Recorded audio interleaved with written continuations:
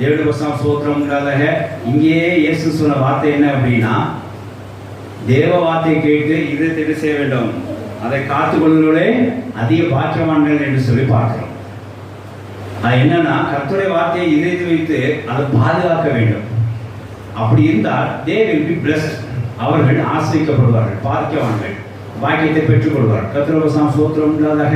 இப்போ கர்த்தருடைய வார்த்தையை நம்ம கேட்கிறோம், உற்சாகமாக இருக்கிறோம், பலப்படுகிறோம். கேட்டு வாசல் தாண்ட உடனே என்ன செஞ்சிடறோம்?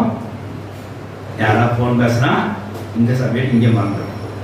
இல்லைன்னா சண்டே சாயங்காலம் வரைக்கும் அப்படியே தேவ வார்த்தை அப்படி இடிக்கும், அப்படியே உள்ளே இருக்கும்.